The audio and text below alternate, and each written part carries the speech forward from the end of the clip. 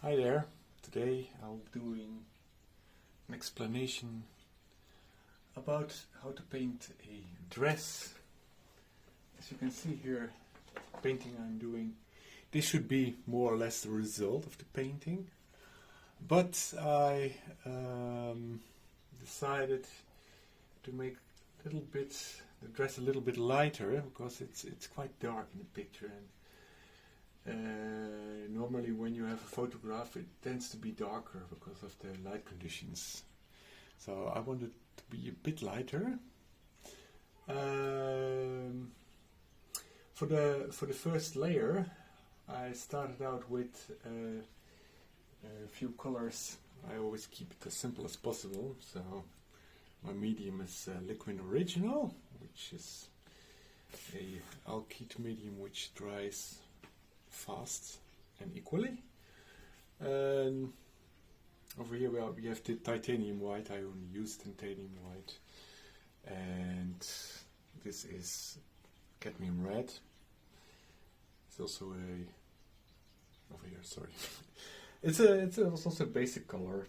It's a very strong red. It's more or less like you have this. This red, it's on warning signs and stuff, so it's a kind of basic red. For blue I use ultramarine, which is also a very strong, vibrant color, and that's the main reason why I use it. Then I have some earth tones on my palette as well, meaning burnt sienna. Burnt sienna is a color I use a lot. I used it to paint this grid for the composition and to put up the composition in a sketch. So over here we have some Mars yellow, which resembles yellow ochre, but I prefer Mars yellow because it's a bit more vibrant. But you can use yellow ochre instead, because Mars yellow is not easy to get by. So what I wanted to get started is in this corner over here. This is where the light comes from underneath the dress, and I like it particularly. So this is one of the landmarks of the painting, so to say. I will be doing that with white and Mars yellow. Some red. You get this nice orangey tone. I have a better picture over here. I'll show you. It's already lighter, so it's easier. You see? It's my monitor. For me, it's easier to work with the same size that I'm painting, and it's easier to work in the same size. We call that side size.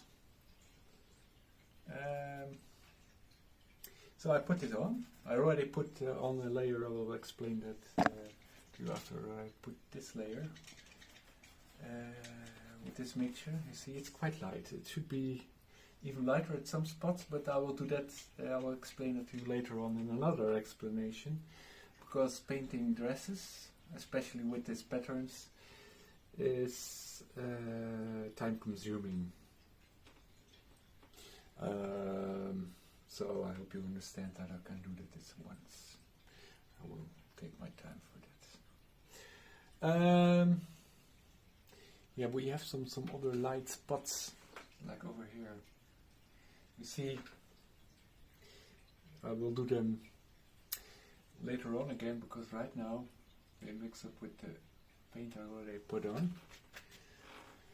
This is a layer which contains ultramarine blue, white, and a bit of cadmium red also. But what's the most important thing is that you might think this is a purple dress. Well, actually it isn't. It is a rose-colored, pinkish color that she was wearing.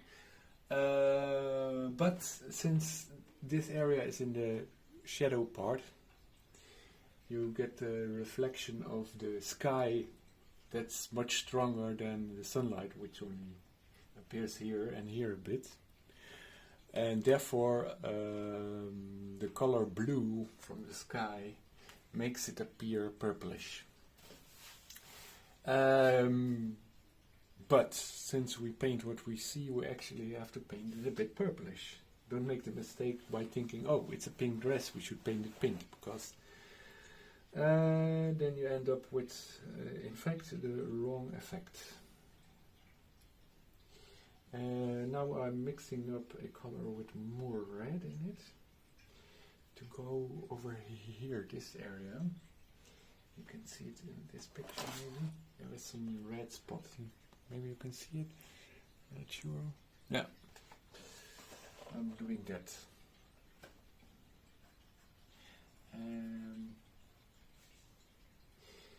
This gives a kind of glow to the dress. Like it's quite transparent, and at this point you see also a red flower, so it makes a nice effect. For here you have a fold, I think. Yeah, it's a fold. So I'll add some red to that as well. Over here as well. And here. So everywhere where there's a gradient between the purplish tones and the warm tone I painted here, I'll do that a bit, like this warm effect. I like this a lot, you know. It gives painting this magic color. Over here, this area, there's also some red. You can believe me on my word, because the picture is too dark to tell, but anyway. So I'll add here as well, you know.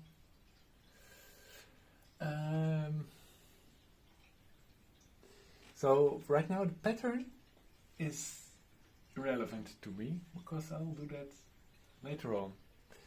Maybe when I have time left in this explanation, I can add some of the shapes. But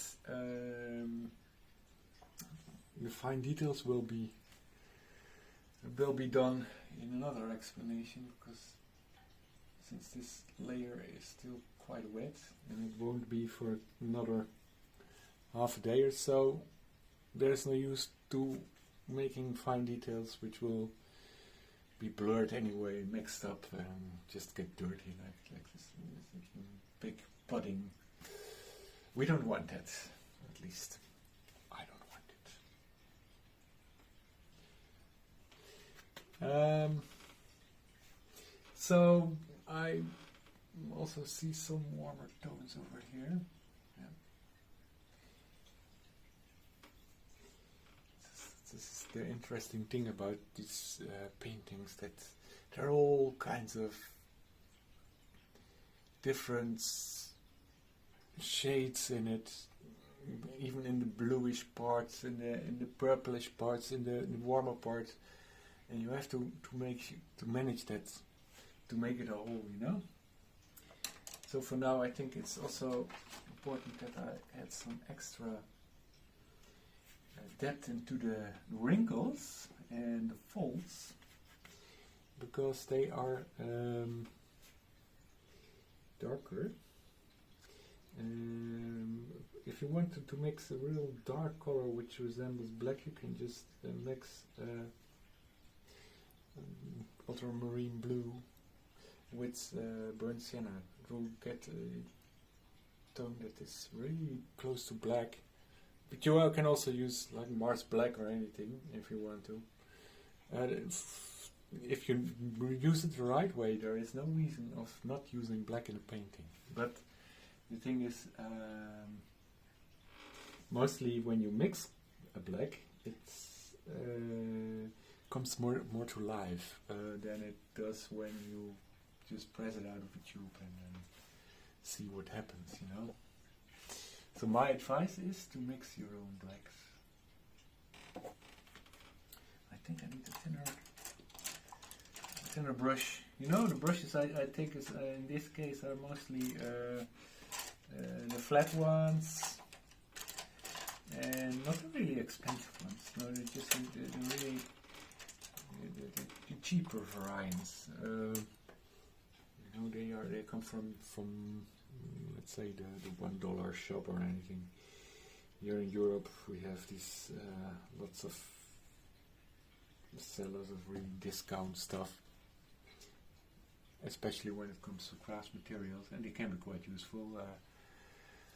Maybe not the canvases though, or the paint, but the brushes still, they are quite useful.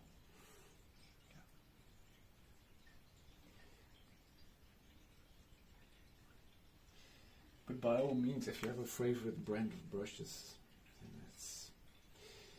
then there is no reason not to use them, you know. It's not like you have, because I told you so, that you have to use the cheap ones. No, that's not true. It's more or less my being Dutch in this that comes alive when I'm somewhere at the store and I see brushes being sold for 50 euros or stuff, you know. It's not the kind of money I want to spend on one brush. But that's me.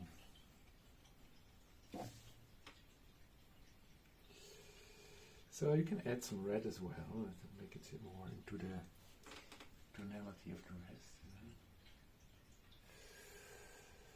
know? Make them a bit thicker. Sure that the shape is clearly noticeable for me. There are not that many faults in this dress, so I guess we'll be done with it very soon.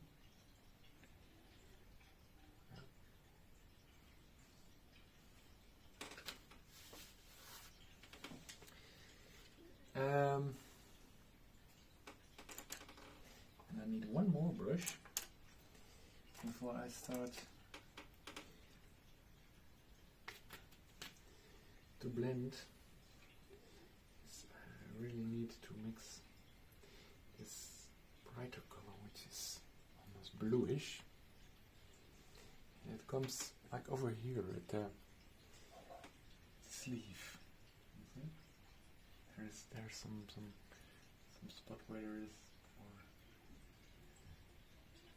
light coming in.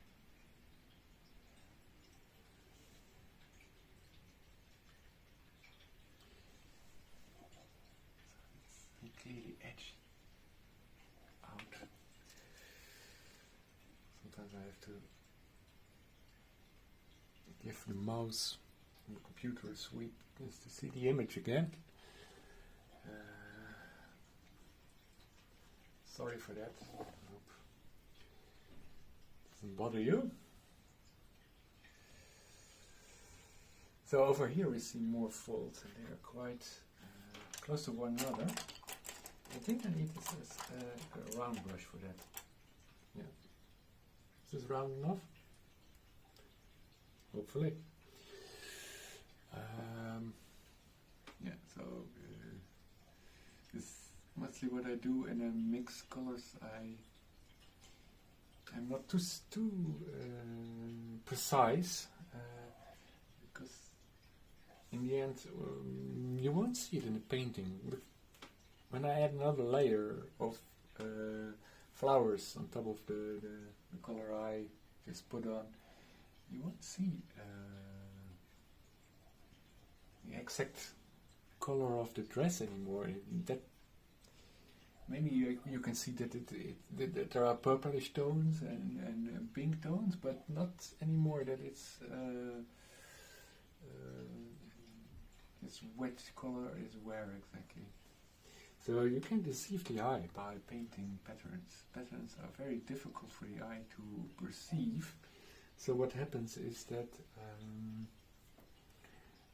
the eye tries to trick you into something that looks like a pattern, and for us that's really an advantage, because we can cheat ourselves into making people believe that our paintings are accurate and precise and photographic and stuff.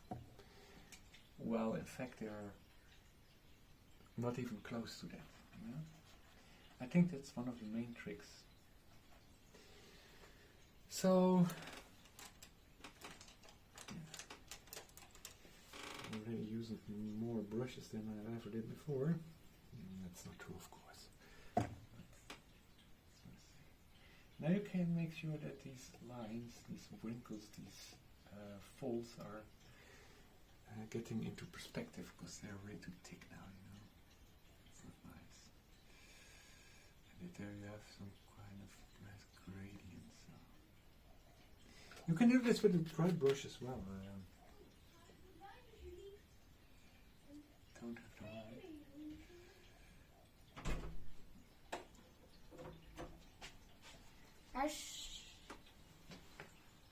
Yeah, that's my daughter talking. She's coming by to get something before she goes to sleep.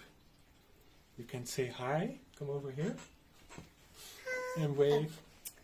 Hi. I'm Jasmine.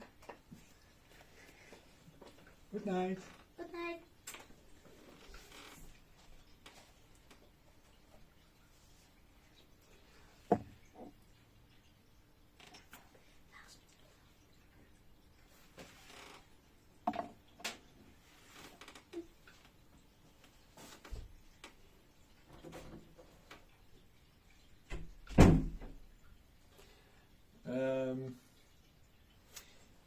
So it's all about making sure that these surfaces, that the dress, material of the dress comes out a bit. It doesn't have to be exactly, it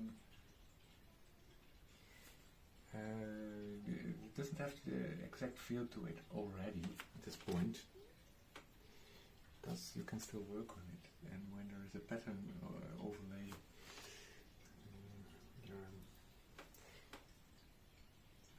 difference. It's a difficult corner because it's very dark easily. We have to watch out with that. Yeah. But never give up.